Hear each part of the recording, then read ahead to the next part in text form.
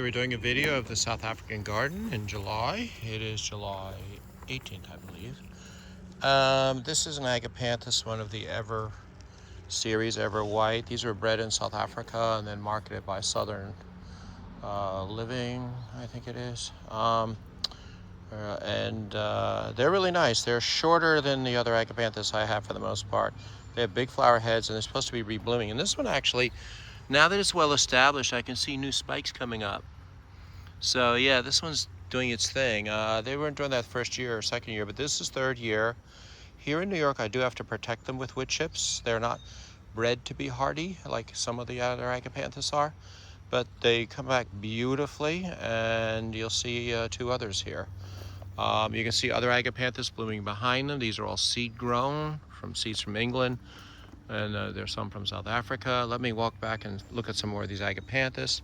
Oh yeah, there's some little oxalis dipii there, which is South African. That'll open up when the sunshine comes out. They've survived here for some time with a little protective mulch. This wood chip will break down and make a nice mulch eventually. This little yellow guy I do pull out on the regular. It's a plant from the high veld.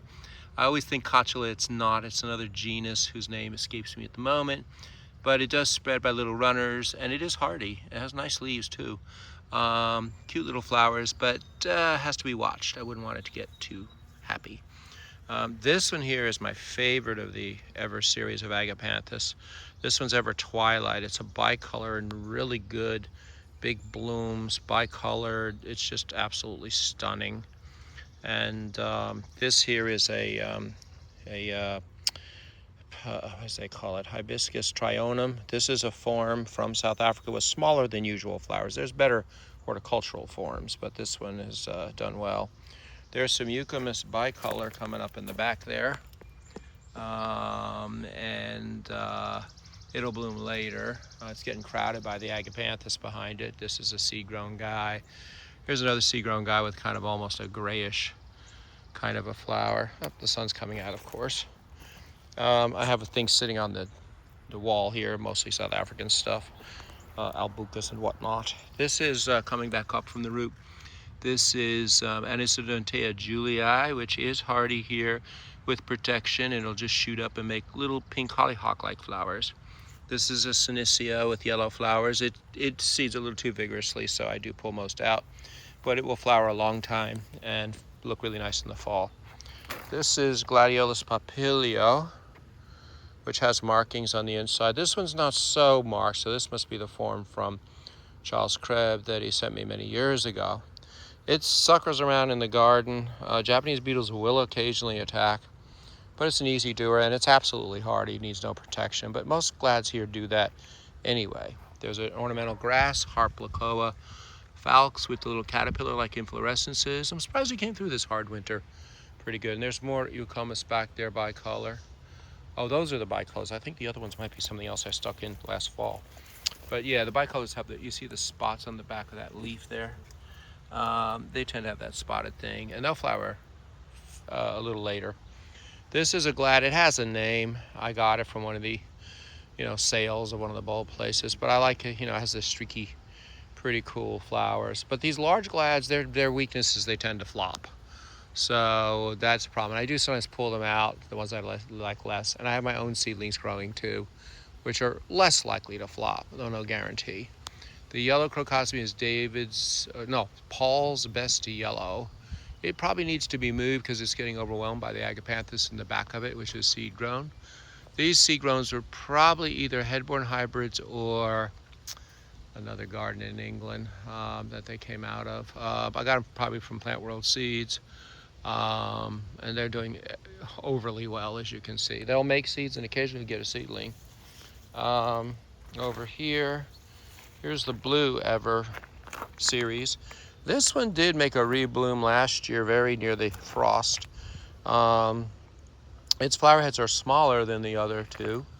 I don't remember if it's Ever Sapphire, Ever something else. There was a couple of different blue ones I got. But this guy's done real well and is multiplying. Oops, I see a weed in there. That escaped my attention, foxtail grass. You do not belong in there, and you are coming out. Oh my God, it's huge. Let me go get it. This is one of the things of gardening. When you see a weed that's a real baddie, you got to get to it before it makes seed. So this grass snuck up in this gladiolus patch. So I will pull it, shake it, and dispose of it later on, especially with that seed head. So I'll toss it out to the sidewalk. Don't have to deal with it. Here's hypoxis from South Africa. They have yellow flowers. The heat waves kind of put a kibosh on that, though they're making plenty of seed. Seed is funny. It germinates sometimes slowly, sometimes more quickly. Keep it around for a few years and you'll get plants eventually. I just drop it in the pot sometimes and then give more babies, repot them. You bring them inside, dry them off, very easy to maintain. This little garden here, in this part of South African garden, we have some things like Arctotis venusta, which did self-sow this year. It's one of the Arctotis from the summer rainfall areas, and it's got a beautiful whitish blue flower, a little bit of slight blue backing. There's a poppy that's snuck in there. No, that's not South African. There is one South African poppy that's orange, but it's not here at the moment. There's more glads back there. I'll probably thin that patch of flopping ones. There's some that are standing up though. The pink one's kind of nice. And we have in here, we have a helichrysum aureum, which usually isn't hardy, but I had it survive in the rockery part of the garden, and that was doing good. So I was hoping these guys were going to bloom this year, but and make seeds. But if not, we'll just see how they do through the winter. Hopefully the next winter will not be as harsh as the winter was before. We also have Gerbera ambigua here in yellow and white. There's the leaves. They have a nice felted behind to them. Nemesias are blooming. They don't look like much now, but the flowers tend to get bigger and brighter as fall approaches. And there's more Gerberas there. They do get some woodchip protection. This is one of my hybrid glads. It's got nice speckled flowers. Unfortunately, I think it may have virus. That's that streaking, which is probably spread by thrips in the garden, but you really can't avoid it here. There's a geranium that came up. This is Pelargonium alcomaloides. This was a form I found in eastern South Africa. There's Senecio in here too, with yellow flowers, and there's hybrids of them. Oh, there's a nice pink one. They cross with blue flowered ones and purple flowered ones to give these weird hybrids, which appear to be fertile as well. So I'm getting an interesting batch of Senecios. There's a geranium reniforme there in a pot. There's a what do you use? Senecio tropioides or whatever. It means like nasturtium. It actually grows in the garden too. It's actually pretty hardy. It has tubers. So this is one pot of it, but I have it in the garden as well. It makes little yellow flowers and seeds. This is Haplocarpus scaposa, a really good doer. Blooms a long time. This is the green leaf form. I have a gray leaf form a friend collected in South Africa. But this is the green leaf. Sometimes a honey, what are those things called? The yellow finches. They come around and they sometimes try to, snatch the seeds, which are these little fuzzy things, and they tend to spread, and then you get more of them growing. We have a bull bean here, but this may not be South African. It may be Australian. There's something in the seed exchanges. It's an annual, rarely perennial, but I do have perennial bull bean here as well. That is definitely South African. There's more South African pots over here of things that I kept indoors. Not sure if they would make it out here or not. They're high-veld plants. Pantasia is the green. The silver leaf, I did put one outdoors, didn't survive. It's I believe, some sort of Vernonia or something like that with purple flowers. There's another nice big hypoxis there. There's planters here with other than South African stuff. The big leaves here are a amarine, which blooms nicely.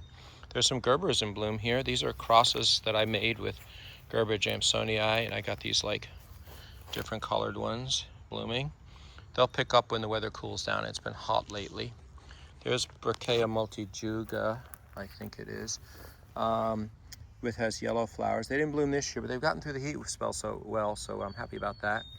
It's got like one leaf left, an Agapanthus inapterus. This came from a friend, so I know it's the true species. And there's some of them are blooming really young. You'll see when I put one in the ground last year how much more vigorous they are. This is the Senecio that's often purple or blue, but there's an apetalous form. So when I see these guys, I rip them out. It's because I don't want the apetalous forms to dominate. They don't have rays, and I just like shove them down to die. And I want the ones that have the pretty colors with the ray flowers like daisies. This is Bitterbos, a species that is actually something that spreads in like disturbed land in South Africa, but it has beautiful flowers and it barely made it through the winter.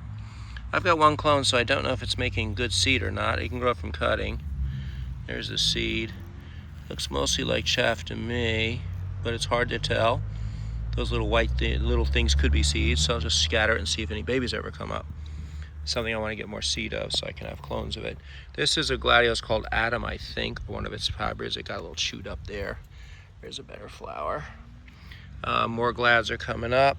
There's some obvious Delenii hybrids of gladiolus here with the hooded flower, speckles, typical what you might see growing wild in the summer rainfall areas. This is Scabiosa, I believe it's Africanus. White flowered, you see that in the high veld as well. There's a yellow Phygelius about to bloom.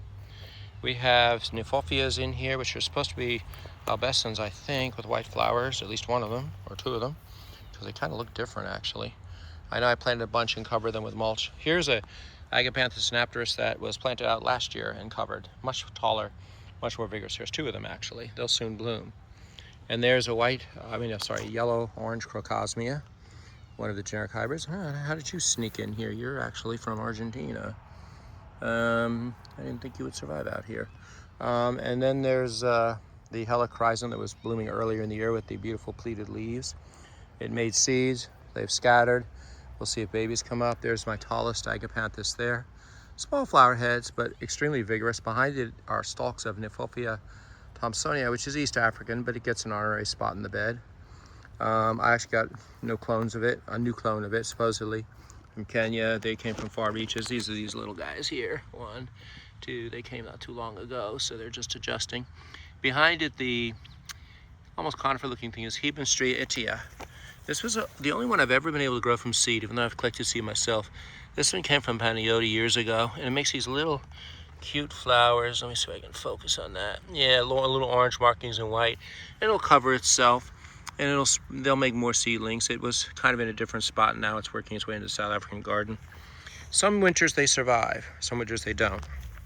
There's also a crass layer behind this Nymphophia albescens. This is something I collected. It's hardy, I think, and it spreads in pots to other pots, so it looks like Lycopoedes, but it's not. It's from the summer rainfall area. I think Lycopoedes comes from the winter rainfall. There's also a dayflower here that's really kind of a weed with tiny flowers. Let's see here. We've got, you see how minute that flower is. But we've got better than that. I don't know what species that is, but we've got Africanus here. One of the many forms of Africanus. And this is what typically you see in the high veld. Bright yellow flowers with a maybe slightly yellow-orange, and it's vigorous. Plants can survive and they seed, but I dig them out on the regular to make sure that they don't get overwhelming. And I step on them too as I move through the garden. Here's another Agapanthus synapterus recently put in with a spike coming. And then we have more glads here. These are definitely my own hybrids. They have like little streakies and marks in them, and generally stand up, not perfect. Here's another spotted one that came up with no virus. Yeah, that's nice. Yeah, that one's pretty good. There is some weeding I still need to do in the garden. It's a constant battle, but it's not too bad. This is a geranium, the silver thing, one of the South African geraniums, and there's a white Agapanthus that's kind of dwarf that came up from seed that I grew. Behind there's a wall of daylilies, the exterior of the garden. That's past some stones, so that's where the South African garden ends, and daylilydom in a so-called vegetable garden, and with roses and daylilies, and it begins with an occasional tomato. The Delosperm patches here, you can see my shadow on it. This was what was a sheet of bloom earlier in the year. And the bulbines are doing fantastic, the bulbine abyssinicas. They have the yellow flowers. They came from high country gardens. They appear to be one clone. I rarely, if ever, see a seed set, but I do think I see one seedling coming up behind it, unless it's that annual thing from Australia. This does look like a seedling to me of this species. I didn't see any seed on it. I can see all these bare whatevers, and I've been trying to get another clone of the bulbine so I could definitely get seed, so I could have like drifts of this stuff, because it blooms forever. and it does really good. I gave it minimal mulch protection through this harsh winter, and all 3 plants came through just fine.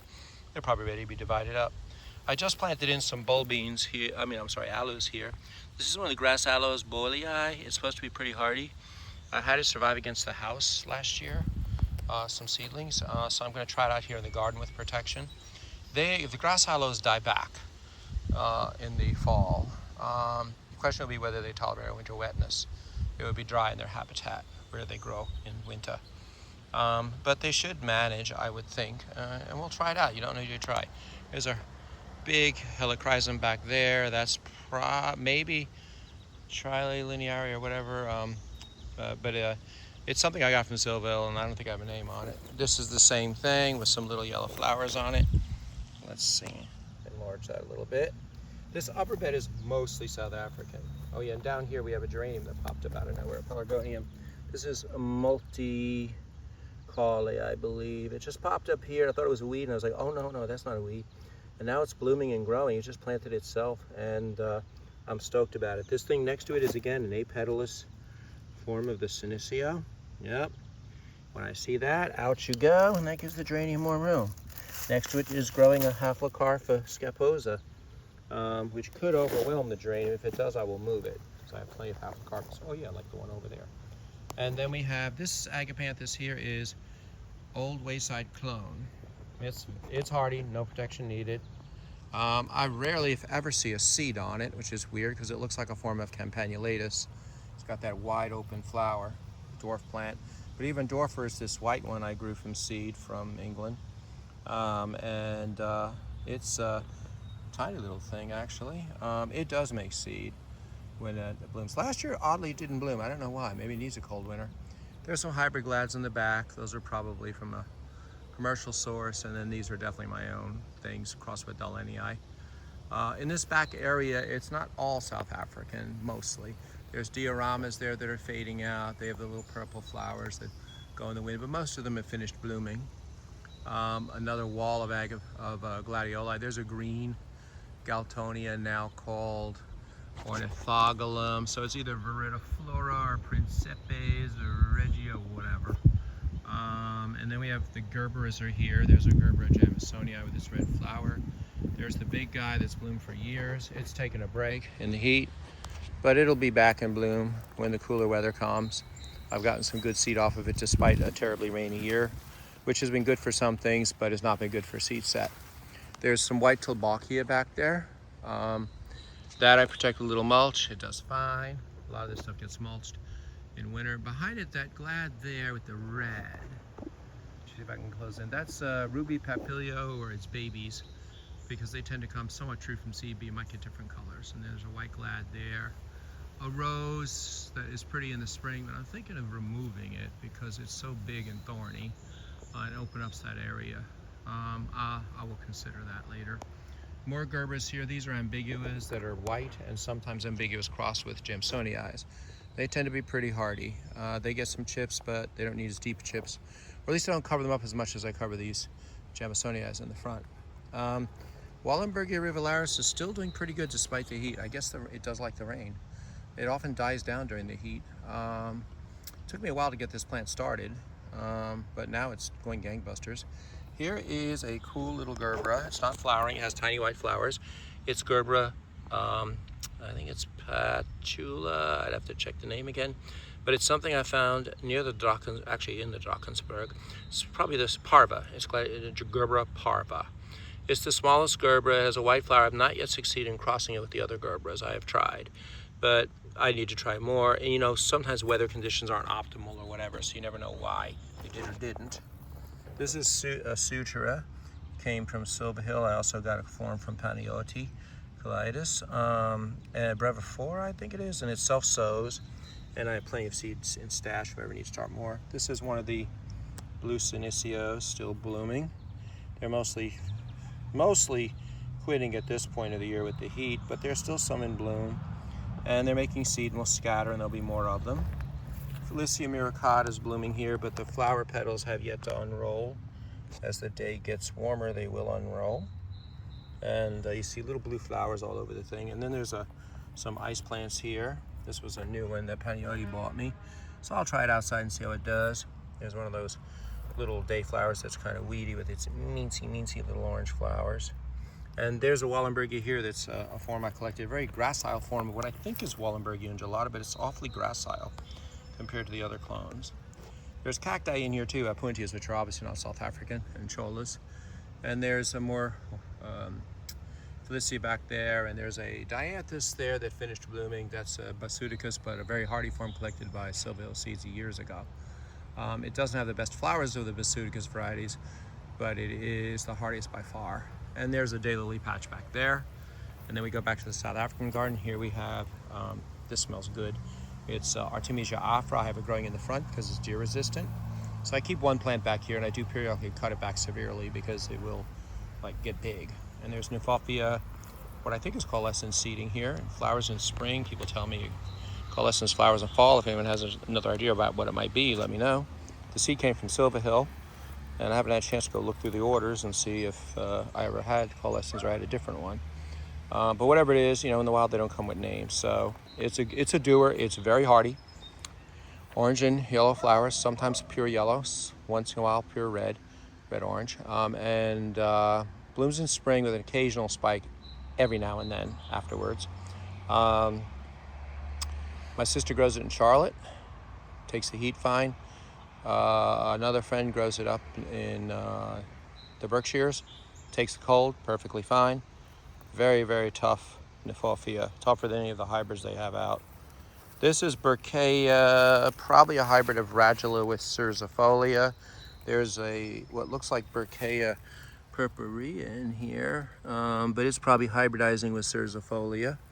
Cercifolia is a white-flowered one. Oh, there is one in bloom. Oh, here's the hybrid in bloom of Radula and Cercifolia. It's got like a creamy flower, and it's slightly less prickly than the extremely prickly Cercifolia. Ouch, this thing is hard to move into the camera. There's the white flower. And there's quite a bit of it in here. The voles bothered some of it, I think, in another area, but I planted other things in there. Here, this is all Agapanthus campanulatus. This came from Silver Hill Seeds. Rachel Saunders collected it way back when, and she said it was a mix of forms. They're coming out, short, tall, whatever, and they cross with the other Agapanthus. There's white ones back there that came probably from the UK as seed. You can see the little rockery there with the helichrysum. This big helichrysum is splendidum. It's got nice silver foliage. Not a lot of flowers this year. There's a flower cluster because it was a hard winter, so I had to cut it back. So I didn't get as many flowers as usual. It sometimes self-seeds. And this is another helichrysum, came from Silver Hill. It's got, a cluster of leaves at the base. This one's totally hardy. I've got it in the front now, and it seeds around. And you get these nice yarrow-like flower clusters on it.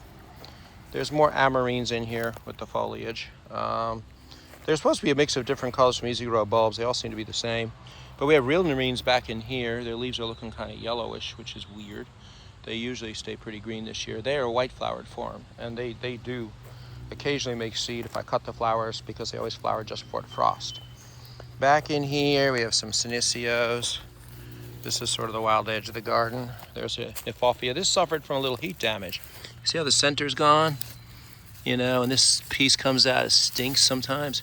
That's what happens when you get too much water and too much rain. So you have to pull out anything that's nasty like this, get rid of it to minimize rots. This might be something, it looks like a coalescence, but I think it's crossed with something else because I've never seen a coalescence die. This is an asparagus, stellatus, I believe it is. Looks like a little conifer. It's making lots of new growth. Sometimes the growth will stay green through the winter, partially at least. This winter was rough. So I cut them back. They do get a little mulch around the root. This one's a little prickly. Never seen it flower yet. It's been here for years. But what has flowered is this monstrous species here, whose name I forget. I'd have to look it up. It came from Silver Hill also years ago. And it's a beauty. It makes these big plumose branches. It has teeny white flowers in spring, and it's making fruit for the second year in a row. You can see the little berries right there coming, which will turn red, drop, and make more of them. There's an Nymphophia in here, which might be Porphyranthus. I'm not sure what species, but it's finishing up blooming. Flowers later than the other guys, and sometimes it's susceptible to heat, but this guy's doing all right, maybe because he has all these other plants growing around him. And there's a red glad here. I call it red Dalenii. We don't know what this is. It came from the Pacific Bulb Society as a species from Madagascar. It clearly is not. It breeds relatively true. It might have been an escape, garden escape there, who knows. But you do get some variation, like this guy here is paler. So we'll take a look at him. It seeds readily, it spreads readily. The voles may attack the corms in winter, but there's always plenty left. The thing is tough as nails, and it's completely hardy here, and a wonderful plant actually. It tends not to flop as much because it's shorter and the flowers aren't as heavy. Back in here, we have a eucalyptus that popped up. I don't know if you're Eucalyptus montana, which used to be here, or one of the peace candle ones I planted out. The most reliable eucalyptus here so far is bicolor. Others sometimes fizzle out. They always come up real late too. This is a seedling of Nymphophia multiflora, I believe. There's another one there. They're from the original plants way back there.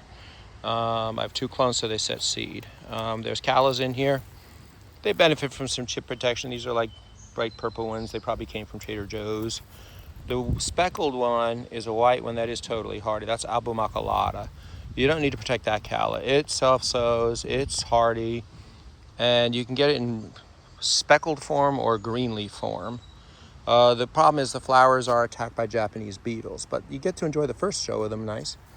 And this is Phygelius coming into bloom. I don't know if it's Africanus or Inequalis, but it's from wild collected seed that Panayiotis got years ago. And it's growing good. I have some other wild collected seed from some other things that I'll, from another source I'll be planting out in the front. Here's one of those weeds. This is a composite that if you get it before it flowers, you're golden. But if you let it flower, you're gonna have a million seeds flying around. So whatever this weed is, I get it, throw it on the pile to die and dry long before it flowers. Outside the fence, we have stuff that deer won't bother, like peonies. These are one of the Japanese peonies that has the flowers, but it has really nice seed pods that burst open. Those star things will burst open and be red and black. They're actually more ornamental than the little pink flower it has. This is Antideschia ethopica. This is the summer growing form, which I had collected many years ago while at NYBG, seedlings I grew. There is also a winter growing form. I have those in the front and cover them with mulch. I got them from California, spotted and non-spotted forms. This one's non-spotted, and it should be more in tune with our seasons. I still get protection, just in case. This Phygelius next to it self-seeded. And down in here we have self-seeding things like this little thing looks like a camelina is actually a relative of, oh, there's a grass, this Japanese stilt grass. This must come out and die and dry. This is something equinoctale. I'm trying to remember the genus, but it will have a yellow flowers in clusters. It's quite pretty and it'll grow fast through the summer. They self-sow here regularly. This patch here is full of like grass saw Wallenbergia. This particular one came from Silver Hill. Looks not too different than what I have. Well, it's slightly different than what I have, a flatter flower. It's hardy, it doesn't really need protection, and it flowers all summer long with blue stars. There's another one of these little Senecio daisy with purple flowers. And we have some other things here. There's a crassula that has proven to be hardy that I collected. This is a white flowered one. It likes wet areas in South Africa. So this area, the water drains down here, so it's a good spot for it. It's got succulent leaf. There's also a little white mat-like plant. There it is, creeping there, but I have better ones in the front. This is actually a relative of lobelia. I forget the new genus name. It has tiny white flowers. Oh, there's some in flower. Let me move the Nemesia back so we can see the flowers. Pull out the shrub that came up. And you can see the tiny, tiny, tiny. Hopefully you can see the tiny little flower. Let me put my finger there to help it focus. Little eensy white lobelia-like flowers. And I remember it was growing in a wet area while it was raining, as I and a friend were running for cover during a rainstorm in eastern South Africa. It's proven hardy with slight mulch. I'm not sure it needs it. And I have it in a wet spot in the front. It likes wet conditions, flat soil, and not too much competition. There's more Trader Joe's calla lilies that have been protected, and another Antideschia ethopica there. The classic calla lily. We can see again there's plenty of this Wallenbergia blooming. The narrow leaves are the leaves of one of the rarest Nymphophias, Passiflora, which comes from one spot along the KwaZulu coast near Durban, if it's still even there. It is, however, well established in cultivation. Yellow flowers early spring, one of the early ones. Now and then you might get a late spike. And then you get a few seeds off of it which seem to come true. I'm looking now to see, yep, there's seed pods already opened up, so I probably missed a lot of the seed. There's some right there. And then we'll move through here, back to where we started. Oh yeah, that big huge leaf thing, that's a plowbreker, plachbreker they call it in Afrikaans. It's Erythrina zahariae. And it's just like, it's got red flowers like a lupin in spring. I do give it a lot of cover just in case. It's the only Erythrina that's not a tree or a shrub. And it grows from a lignotuber, a woody tuber thing that gets the name plowbreaker because it can get quite large. The plant is massive. I've planted seedlings around it, but I think they're getting buried by the mother plant. The seeds are not hard to germinate. You might need to nick them. And then you can grow it for a year or so and then put it outside. Behind it is the former Galtonia candicans, a really nice cluster of it. It's now ornithogalum, whatever. And some years it makes good seeds, some not. But the bees are visiting a lot this year and in between rainstorms, so I hope I'll get something. And there's another green one there, probably Viridiflora. The candicans is definitely the best of the doers, but they're all hardy and don't need protection here. More glads back in there. You can see another view of the asparagus. Oh, there's a really pretty hybrid glad. Sometimes they drop seeds and you just never know what you're going to get. Oh, that is a beauty. Look at the deep coloration in that. That is a charmer. Oh, wow, that's nice. Beautiful coloration. And we can see here, these are probably babies of ruby that kind of came out with pink flowers. There's a whole mass of them here, actually. The yellow one in the way in the back there, let me try to close in on that.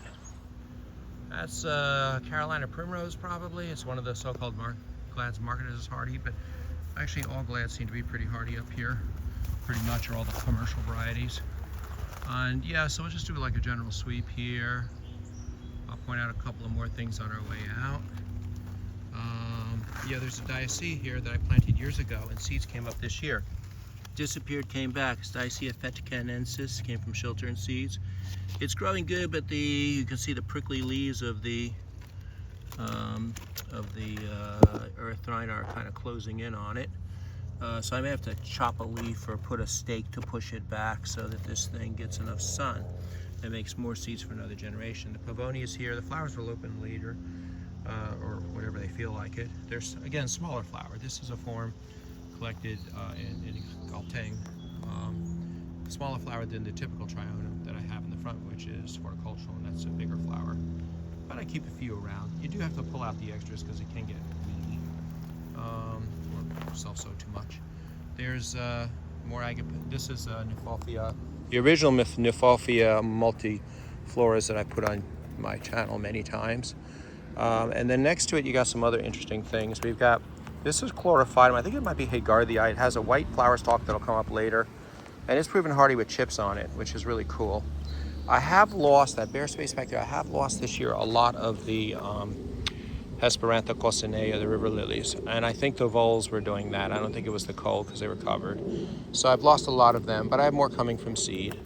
You know, you do have to plan for losses. However, they didn't bother the dioramas much this year, so there's a lot of dioramas scattered in the garden, though it's, again, past their time. So we'll just move away. Oh, that big agapanthus that's going to flower late, that's probably the species, let me remember. It needs protection. The leaves almost want to stay evergreen, but I'm pretty sure it's, I have another part of the garden completely that I cover up also. It's, I want to say Diarii, but I'd have to look it up. But it was something I got from Kirsten Bosch, so it would have been open pollinated seed. But it makes big clusters of blue flowers later than the other guys. So it'll bloom when the other guys are fading and making seed. But again, it's a middle of July, like a peak time for the South African garden. Here in New York, you usually don't find a lot of color in gardens at this time of year. I mean, I do have an awesome collection of daylilies, so that gives me additional color. But a lot of gardens here are spring gardens, and they kind of like, you know, not that interesting in the summer unless people are growing annuals or whatever. But this gives a lot of options. Ooh, look, there's some Crocosmia hybrids and there's hummingbirds there on that one. That's out of the South African garden. But again, there are South African plants scattered throughout all the gardens. There's Crinum bulbospermums, which aren't in the garden.